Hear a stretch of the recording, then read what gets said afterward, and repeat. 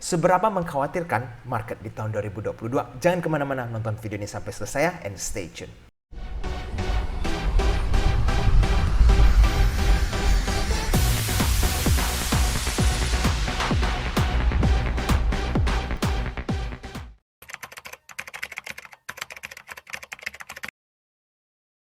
Oke teman-teman, jadi di video hari ini saya akan membahas beberapa hal ya. Pertama, saya ingin menunjukkan teman-teman sebuah data, di mana kalau teman-teman mempelajari data-data ini, akan mengerti bahwa ada banyak hal yang membuat stock market di tahun 2020 ini akan agak tertekan atau bahkan berpotensi membuat sebuah kepanikan.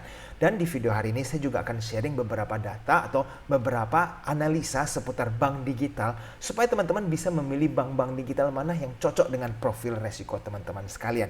Yuk langsung saja kita mulai. Nah, pertama-tama saya ingin mengucapkan welcome ya, atau selamat datang bagi para penonton baru yang mungkin baru saja ketemu channel AJ Invest. Jangan lupa untuk follow Instagram kami di ajinvest.official untuk mendapatkan informasi terbaru seputar saham. Dan teman-teman jangan lupa ya, untuk setiap hari Minggu malam bisa selalu mengikuti Clubhouse bersama AJ Invest untuk belajar seputar saham. Nah teman-teman, ini adalah sebuah data IHSG di mana 5 hari terakhir, kalau teman-teman perhatikan volatility cukup tinggi ya. Dimana kalau kita lihat 2 hari di tanggal 10 itu IHSG terjadi koreksi ya sampai di tanggal 12. Nah setelah itu mendadak IHSG mulai rebound, dan reboundnya juga cukup signifikan. Jadi kita bisa melihat sebenarnya beberapa minggu terakhir ini market bergerak sangat volatile, mendadak rally lalu mendadak koreksi. Jadi kita mengerti bahwa pelaku pasar ini memang masih banyak anxiety ya terhadap situasi taper yang sedang berlangsung ini. Nah sekarang kalau teman-teman melihat bahwa IHSG ini sebenarnya terjadi rebound pada Jumat kemarin, itu bukan di seluruh sektor ya, melainkan khususnya di blue chip dan di sektor perbankan. Kalau teman-teman perhatikan, yang terjadi kenaikan paling besar adalah Arto dan juga ada MTEK, dan teman-teman bisa melihat seperti BCA dan bank-bank blue chip lainnya juga terjadi sedikit kenaikan. Nah, kalau teman-teman yang belum memahami tentang apa sih hubungan antara kenaikan suku bunga terhadap saham, teman-teman wajib nonton video yang sebelumnya, yang dimana judulnya adalah dampak kenaikan suku bunga terhadap saham. Karena di masa-masa taper ini kan ada potensi terjadi kenaikan suku bunga. Dan apa sih relasi kenaikan suku bunga dan saham? Video ini akan memberikan jawabannya. Berikutnya adalah COVID di India juga semakin ekstrim ya. Kalau teman-teman perhatikan, India ini cuma dalam hitungan 2 minggu, itu kasusnya yang dari di bawah 5 ribuan menjadi 200 ribu lebih. Dan ini kenaikannya eksponensial. Nah, kita tidak mau nih situasi seperti ini terjadi di Indonesia.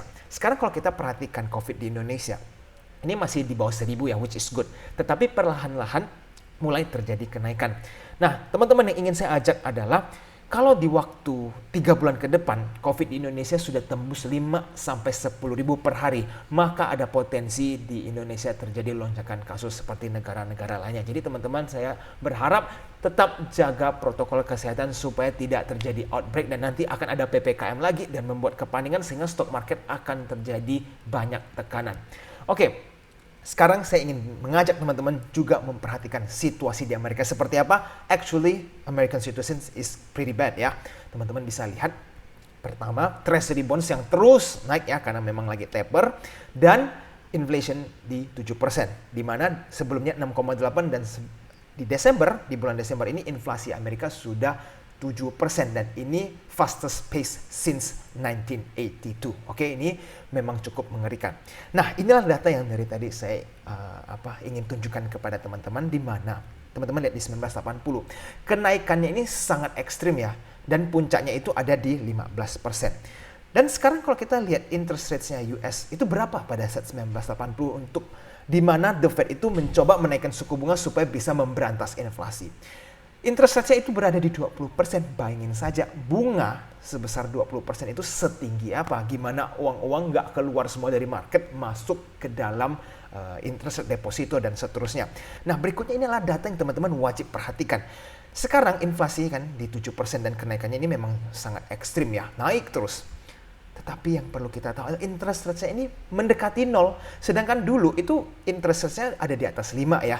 Dan kita bisa lihat inflasi aja tak terkontrol. Sekarang inflasi sudah naik seperti ini dan kita ini mendekati nol. Ini artinya apa? The Fed ini butuh menaikkan suku bunga yang cukup signifikan baru inflasi ini bisa tertahan. Kalau mereka cuma naikin 1%, 2%, ini bagaimana inflasi ini bisa slow down? Ya kan kalau inflasi sekecil itu. Bagaimana orang mau masukin dananya ke deposito atau lain-lainnya kalau inflasinya 7% lebih tapi bunga yang didapatkan dari bank cuma 1-2%, tidak menarik kecuali mereka bisa mendapatkan bunga deposito yang lebih dari inflation rates, baru mereka ada ketertarikan masuk uangnya ke dalam deposito dan seterusnya.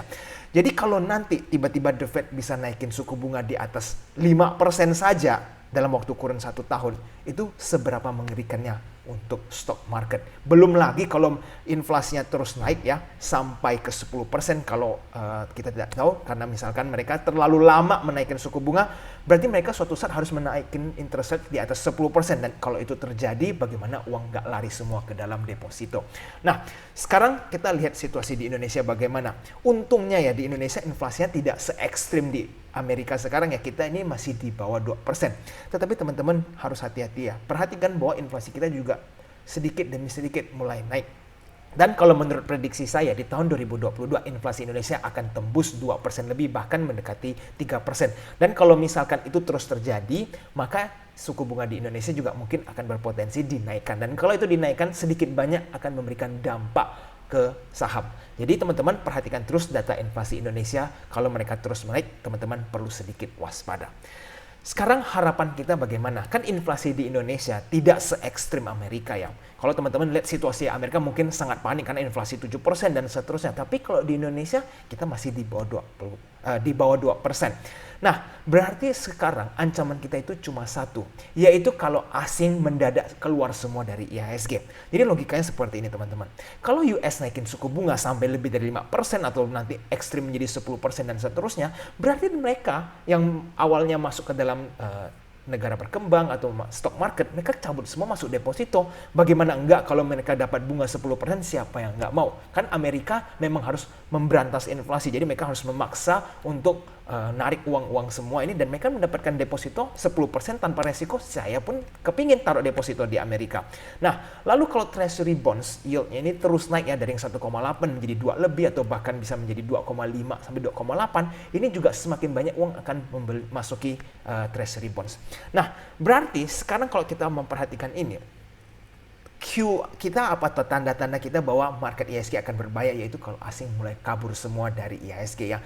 Menurut saya kalau asing sudah mulai cabut semua dari IHSG, kita akan mendapat goncangan yang cukup signifikan. Karena kalau dana begitu banyak dari IHSG keluar ke Amerika untuk mendapatkan deposito atau bunga yang sebesar itu, maka IHSG akan sangat tertekan. Belum lagi nih investor-investor kita lokal yang mengerti ya, taruh deposito di Amerika banyak atau di treasury bonds yang mungkin lebih experience, mereka kabur ikutan ke Amerika, ya bagaimana IHSG tidak terjadi guncangan. Nah, kira-kira logikanya seperti itu. Jadi teman-teman bukan khawatir bahwa kita nanti akan terjadi kenaikan interest rates yang signifikan lalu market kita panik. Tetapi asing kalau keluar dari Indonesia begitu besar karena interest rates di sana sudah sangat menarik, itu yang akan membuat bahaya di IHSG. Nah, sekarang situasi ini di bulan Januari asing masih entry ya. Mungkin mereka masih merasa wah The Fed belum menaikin suku bunga, ngapain buru-buru cabut. Jadi mereka masuk dulu ke IHSG. Jadi kalau teman-teman lihat 1 bulan ini memang IHSG masih diborong terus oleh asing, dan khususnya saham-saham blue chip dan perbankan ya. Kalau teman-teman sudah lihat video saya sebelumnya, saya sudah memberikan data.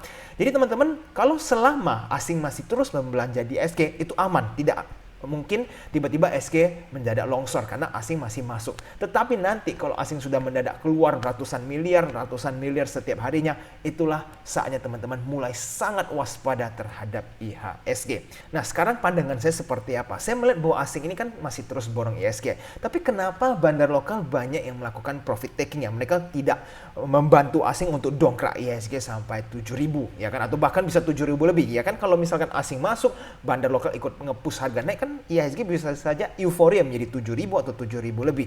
Tetapi pada bandar lokal melakukan profit taking ya. Nah, ini adalah deduction saja ya. Menurut saya bisa saja bandar lokal ini sudah expect nanti nih kalau US mau naikin suku bunga, IHSG bisa tertekan. Jadi mereka butuh cash yang banyak untuk menahan IHSG tidak longsor terlalu ekstrim. Ya mungkin pelan-pelan terjadi koreksi karena mereka ada cash yang banyak dan mereka bisa menopang IHSG. Kalau mereka ikutan nge-push dalam waktu jangka pendek ini IHSG sampai 7.000 lebih lalu asing mendadak cabut, itu nanti IHSG bisa langsung free fall semua karena cash mereka baru cabut pada saat itu dan terjadi panic selling. Nah, jadi menurut saya memang bandar sekarang melakukan profit taking supaya cash ini nanti dipakai untuk menjaga IHSG supaya IHSG tidak terjadi longsor yang berlebihan pada saat asing keluar ke Amerika uang-uangnya ini. Nah teman-teman, jadi strategi kita bagaimana nih di tahun 2022? Sebenarnya sederhana.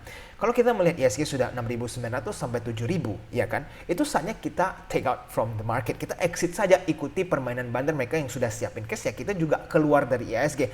Nanti pada saat asing sudah mulai keluar, nah di situ kita pelan-pelan baru masuk kembali ke market. Tidak perlu terburu-buru. Nanti kalau seumpama ada terjadi panic, kita kan nggak tahu market ini bisa terjadi panic mendadak. Kalau nanti bad news keluar mendadak, ada headlines yang membuat market panik, itu saham bisa mendadak longsor. Nah kalau sudah mendadak longsor, retail itu kadang nggak ngerti apa-apa, langsung main panik keluar-keluar, jadi sehingga IHSG bisa mendadak longsor sekejap. Nah kalau IHSG bisa sampai ke 6.300 atau 6.500 dalam waktu dekat ini ya, atau beberapa bulan setelah interest rates dinaikin, nah teman-teman bisa serok sepuasnya. Tapi kalau sekarang di 6.690 ya, udah mau 6.700, ya teman-teman bukan saatnya untuk beli atau belanja saham. Oke? Jadi nanti kita terus harus memonitor situasi taper seperti apa. Nah, sekarang kalau kita perhatikan dari sisi ekonomi Indonesia, kita kan masih bagus ya, kita masih trade surplus dan segala macam masih oke, dan kita bisa melihat harga CPO dan coal juga masih terjaga dengan bagus. Berarti sektor-sektor ini juga di tahun ini akan mendapatkan spotlight ya, dimana kalau teman-teman lihat harga coal masih sangat tinggi, harga CPO juga masih sangat tinggi. Nah teman-teman, ini reminder ya, ingat kalau itu tadi semua dengan asumsi COVID tidak outbreak di Indonesia ya. Kalau misalkan nanti COVID Omicron mendadak menyerbu di Indonesia dan out of control, kita sehari bisa sampai puluhan ribu atau bahkan tembus ratusan ribu sehari, itu kepanikan bisa semakin terjadi di stock market atau di saham. Jadi teman-teman tetap harus monitor situasi COVID seperti apa, karena itu akan mempengaruhi pemerintah mau PPKM lagi lah dan membatasi ini dan itu, sehingga membuat orang semakin tidak nyaman atau anxiety. Nah sekarang selesai dengan data-data yang mengkhawatirkan IHSG ya. Berikutnya saya ingin mengajak teman-teman, masa depan bank digital ini seperti apa sih? Mungkin ada beberapa bank digital yang teman-teman sudah familiar ya, yaitu ada BBHI, BBYB, Agro, BBKP, BABP, Arto, dan Blue. Nah Blue ini memang masih belum IPO, yang punya BCA, bank digitalnya BCA ya. Ini ada beberapa sentimen yang teman-teman wajib tahu dulu nih di setiap saham ini, sentimennya apa supaya teman-teman mengerti roadmap-nya seperti apa. Nah BBHI itu PBV-nya nggak masuk akal sebenarnya. Jadi kalau by fundamental, teman-teman nggak mungkin pilih BBHI ini. Tetapi BBHI ini ada backingan dari grup Salim dan juga ada investor Bukalapak yang mereka lock dana selama 3 tahun ya. Jadi sepertinya mereka ini ada masih banyak kepentingan untuk minimal menjaga harga sahamnya untuk di harga tertentu, dan mungkin mereka masih ada target selanjutnya. Tetapi ini perlu kita pelajari secara berkala ya situasi BBHI ini. Nah berikutnya ada BBYB. Kalau teman-teman lihat BBYB ini mungkin mau melakukan trend issue lagi ya di tahun ini, dan mereka adalah market leader dari jumlah download paling banyak dan seterusnya. Nah hanya saja BBYB saat ini terjadi distribusi oleh bandar, makanya sahamnya terjadi koreksi yang sangat signifikan. Nah berikutnya ada Agro ya teman-teman, ini punya pemerintah dan bandar juga lagi distribusi nih, bahkan tidak ada yang tampung di Agro sementara ini, jadi sahamnya memang lagi free fall.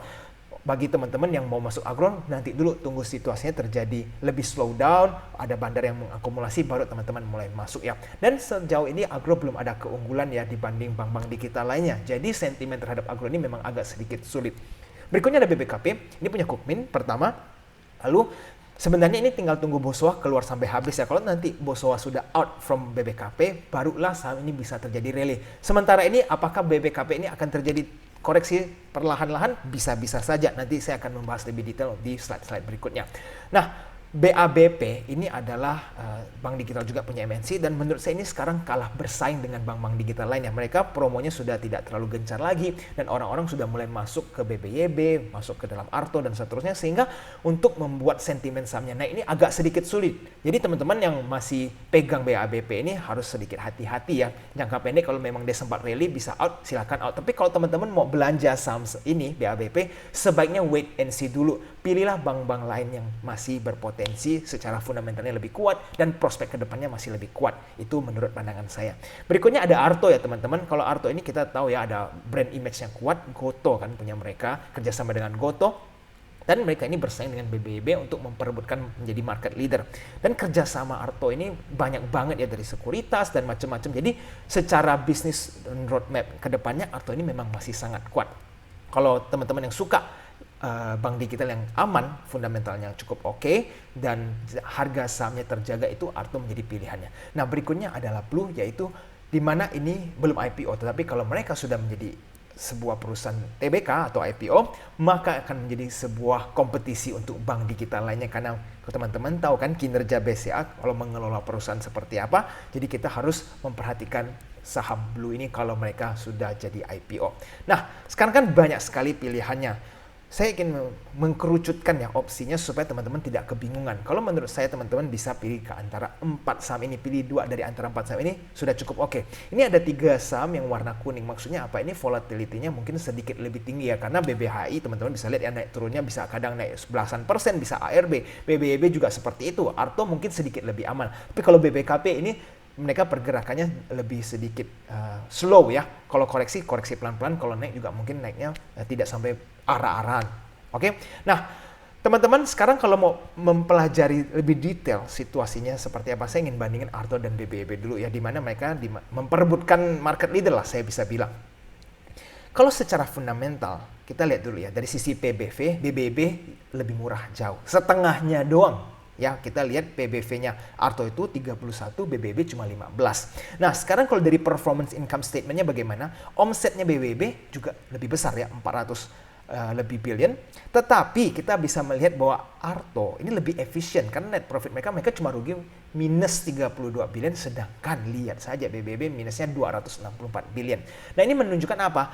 BBYB bisa mendapatkan sebegitu banyak customer itu karena mereka bakar duit ya, kasih deposito besar-besar, ada kasih bunga ini dan itu, kasih uang bonus kalau ngajak referral dan seterusnya. Jadi biaya marketing mereka gede sehingga net profit mereka atau net loss mereka ini cukup besar.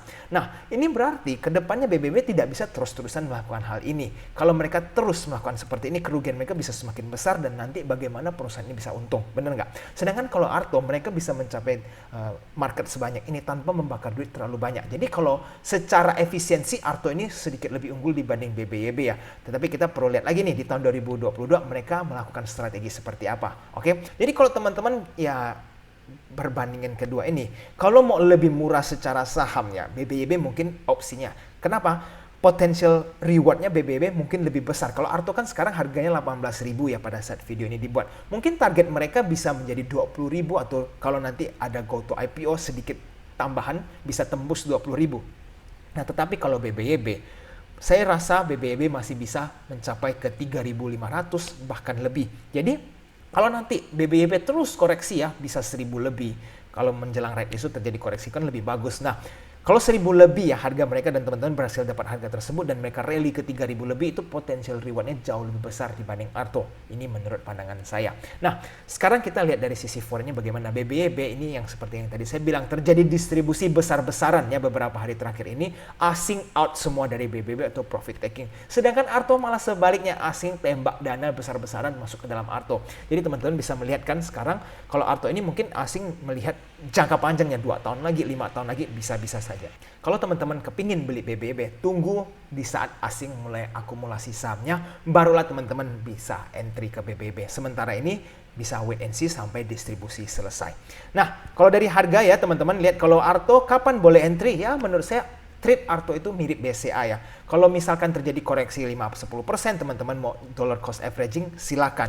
Tapi kalau teman-teman baru mau masuk di harga 18.500, saya rasa reward risk-nya sudah tidak seimbang. Jadi teman-teman bisa tunggu dulu. Nah, bagaimana kalau BBYB seperti yang tadi saya bilang, tunggu distribusi dari asing selesai ya. Jadi potensi saja BBYB mungkin turun ke 2.000. Kalau 2.000 masih jebol, bisa saja ke 1.800. Nah, kalau pada saat itulah teman-teman melihat asing mulai akumulasi, nah, teman-teman boleh masuk karena target BBYB ini bisa saya tembus 3.000 untuk beberapa bulan ke depan atau beberapa tahun ke depan. Nah, berikutnya BBHI ya, ini teman-teman kalau secara fundamental yang mau beli saham-saham under value itu tidak mungkin penganut fundamental atau penganut under value ini beli saham BBHI. Kenapa? Karena PBV-nya lihat aja 54. Mungkin nggak teman-teman beli sebuah perusahaan yang PBV-nya 54? Jarang-jarang ya. Nah, tapi jangan berhenti cuma sampai di situ ya. BBHI ini potensinya masih ada. Kalau saya lihat BBHI ini karena dimasuki oleh grup seperti Salim dan ada dananya Bukalapak ikut lock ke dalam BBHI ini ya. Saya rasa untuk jangka pendek kalau mau teman-teman scalping ya atau fast trade sebutannya ataupun swing pendek di dalam BBHI ini ya, setelah red issue selesai, teman-teman boleh bisa saja siapa tahu BBHI ini dari 6.000 terjadi koreksi terus sampai ke 5.000 atau ke 4.000 lebih. Semoga saja kalau teman-teman bisa dapat itu lebih bagus. Nanti setelah red issue teman-teman baru mau scalping di BBH ini boleh-boleh saja. Karena di dalam perusahaan ini kan red issue-nya diikat loh dananya si Bukalapak dan juga Salim. Dan mereka ikut red issue. Teman-teman harus lihat ini 3 tahun ke depan masih ada panjang ceritanya. Jadi kalau di harga sekarang mereka stuck begitu saja menurut saya unlikely ya. Karena ceritanya bisa saja mereka mungkin mau membuat harga BBH ini psikologinya seperti Arto ya, tembus 10.000 lebih, bisa saja. Jadi teman-teman kalau BBH ini lebih kayak spekulasi ya, mau fast trade boleh, mau swing pendek boleh, tapi not for long term. Ini sangat-sangat berbahaya. PBV 54, jadi harus waspada ya teman-teman. Nah, sekarang berikutnya adalah BBKP. Kalau teman-teman lihat BBKP ini sekarang lagi menurun ke bawah ya, dimana kalau secara chart ada potensi BBKP ini terus terjadi koreksi, bisa saja mencapai 200 atau kalau lebih ekstrim lagi mencapai 100 lebih, bisa saja. Nah, sekarang kalau kita lihat dari sisi fundamental bagaimana?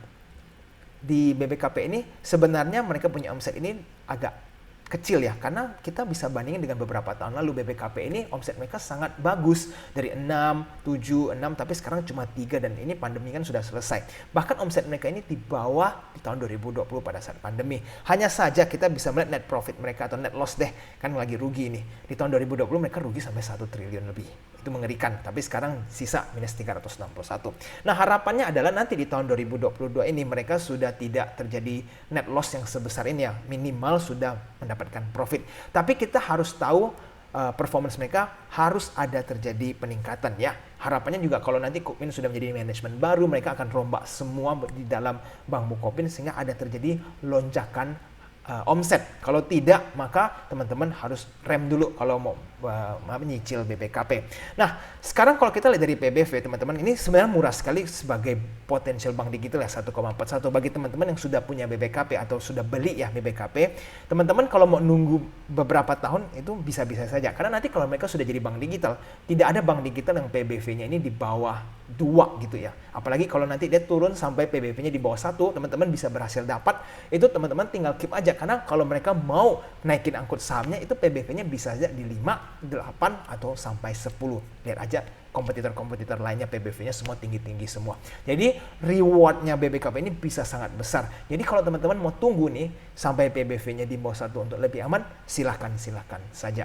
Nah, teman-teman sudah lihat kan keempat bank tadi ada BBKP, BBHI, BBYB, dan juga Arto. Jadi teman-teman nanti tinggal analisa saja yang paling sesuai risk reward-nya yang mana dan teman-teman bisa pilih. Dan teman-teman kan ada yang suka scalping, ada yang suka long term, ada yang suka swing. Jadi semua itu bebas pilihan teman-teman. Saya sudah memberikan data-datanya supaya teman-teman bisa memilih. Nah, sekarang kita bisa melihat ya untuk meng-conclude everything, ketidakpastian ini masih sangat besar di dalam stock market. Nah, jadi sebenarnya ada satu aset yang bisa kita pertimbangkan secara spesifik, yaitu gold and silver. Kalau teman-teman bisa memperhatikan gold ini berpotensi bisa terjadi spike kalau nanti stock market ataupun kripto terjadi guncangan yang sangat besar. Yang awalnya saya melihat kripto itu menjadi potensi the next gold ya, artinya kalau orang takut dari stock market mereka belinya cryptocurrency. Tetapi sekarang semakin kita lihat ternyata kripto ini menyerupai Nasdaq ya, yaitu stock market growth stock. Dimana pada saat Nasdaq turun, kripto juga terjadi koreksi. Kalau Nasdaq naik, kripto juga ikutan naik. Berarti dia tidak bersifat seperti safe haven ya, karena ini menjadi sebuah spekulan atau high risk aset. Nah, sedangkan kalau gold ini masih pergerakannya cukup stabil dibanding aset-aset lainnya. Dan kalau nanti saat stock market atau saham dan juga kripto terjadi goncangan yang sangat besar, nah, disitulah gold and silver berpotensi memberikan cuan buat teman-teman semua. Nanti mungkin di video selanjutnya saya akan membahas gold lebih detail ya, bukan di video kali ini, takutnya nanti kepanjangan. Nah, berikutnya jika teman-teman ingin menanyakan apapun bisa tulis di kolom komentar di bawah ya, karena nanti saya akan membuat sebuah video khusus Q&A supaya teman-teman bisa belajar bersama Edge Invest. Apapun pertanyaan teman-teman yang ingin teman-teman tanyakan bisa tulis di kolom komentar di bawah. Dan teman-teman jika merasa video ini bermanfaat, jangan lupa ya untuk tekan tombol like-nya dan subscribe channel ini supaya tidak ketinggalan dengan informasi terbaru seputar saham. Nah, teman-teman, ini ada 3 video bagi teman-teman yang mungkin baru pemula ya. Harus wajib nonton ketiga video ini. Pelajari tentang right issue, itu sudah harus tahu. Jangan sampai teman-teman masih nggak tahu right issue itu apa. Pelajari cara menganalisa saham secara bandarmologi, dan teman-teman juga mempelajari 5 saham yang bisa menggantikan deposito teman-teman sekalian. Oke, sampai jumpa di video selanjutnya. I'll see you again next time. Bye-bye.